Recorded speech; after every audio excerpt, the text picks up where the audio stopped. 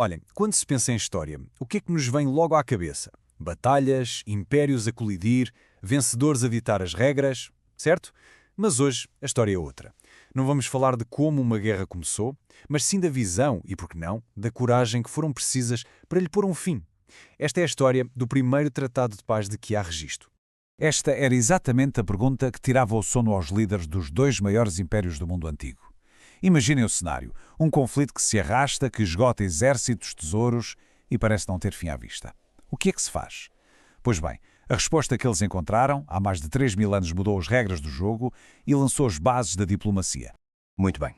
Para percebermos a dimensão disto tudo, temos de fazer uma pequena viagem no tempo. Vamos recuar até ao século XIII a.C., numa era dominada por dois autênticos titanes. De um lado, o Império Egípcio, no pico da sua glória, e do outro, o temível Império Hitita. Esta cronologia mostra-nos que o choque era quase inevitável. Tínhamos o Egito dos grandes faraós e, do outro lado, um Império Hitita em plena expansão. E o que é que acendeu o rastilho? Foi quando Amurru, um pequeno estado tampão ali na Síria, decidiu trocar de alianças. Para estas superpotências, isto foi o equivalente a uma declaração de guerra. O confronto estava marcado. Mas porquê é que a Síria era assim tão importante? Bem, porque quem controlava a Síria na prática controlava as autoestradas do comércio do mundo antigo. Era a porta de entrada para recursos absolutamente vitais. Estamos a falar do cobre para as armas, da melhor madeira para as grandes construções e de bens de luxo que eram o maior símbolo de poder. Portanto, isto não era só uma guerra por território, era uma luta pelo domínio económico e estratégico. E claro, esta rivalidade titânica tinha de culminar em algo, e culminou numa das batalhas mais lendárias de toda a antiguidade, a famosa Batalha de Kadesh. Agora, a parte fascinante é como é que nós sabemos o que aconteceu, ou o que os egípcios queriam que soubéssemos. A nossa principal fonte é o relato egípcio gravado em pedra para toda a gente ver. Só que isto não é um relatório de guerra imparcial, nem pensar. É pura propaganda, a versão oficial feita à medida para glorificar o faraó para todo o sempre. E que versão! Este é o grito de Ramsés II, desesperado, a rezar ao seu deus Amon no clímax da batalha. O exército dele caiu numa emboscada, ele estava completamente cercado e a derrota parecia certa. Segundo o poema, foi a sua coragem sobre-humana e, claro, uma ajudinha divina que, sozinha, virou o rumo dos acontecimentos. Uma história e tanto. Uma história fantástica, sem dúvida. Mas será que foi mesmo assim que tudo aconteceu? Pois, quando começamos a escavar para além da propaganda, a realidade histórica, bem, é um bocadinho mais complicada.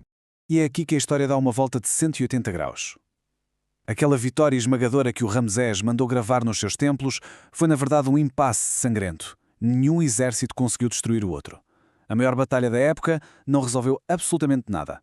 E a guerra arrastou-se por mais 15 longos anos. E aqui chegamos ao ponto de viragem. Ambos os lados acabaram por perceber que estavam presos numa guerra sem fim.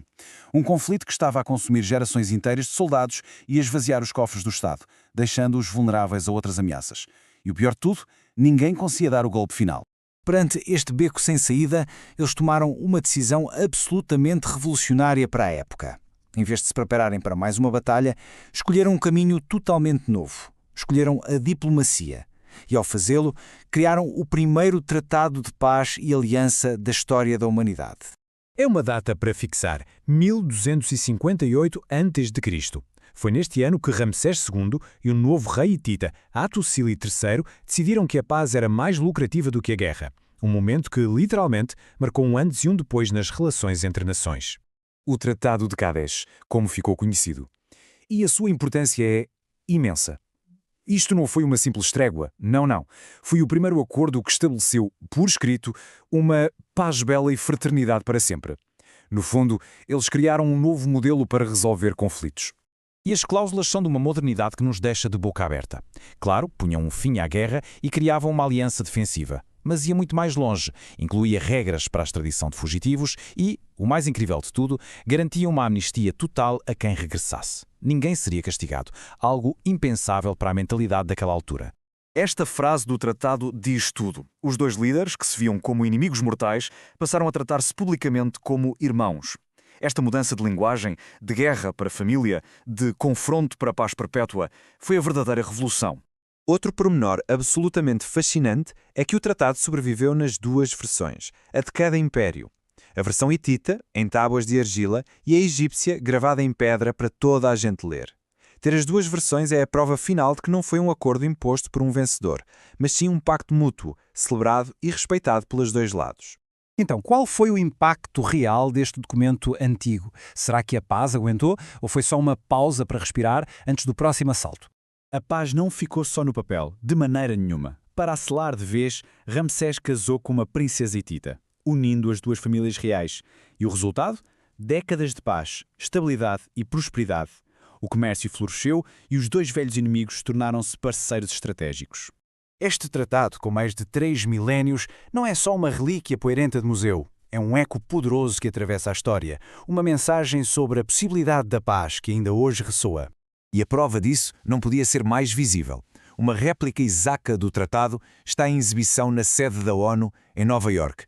Serve como um lembrete constante para os diplomatas do nosso tempo de que a busca pela paz através do diálogo não é uma ideia moderna, mas sim uma das mais antigas e nobres aspirações da civilização. E isto leva-nos à pergunta final. A verdadeira lição do Tratado de Cádiz não está na batalha, mas naquilo que aconteceu a seguir. Ensina-nos que, às vezes, a maior vitória não é esmagar o inimigo, mas sim ter a sabedoria e a coragem de transformar esse inimigo num irmão.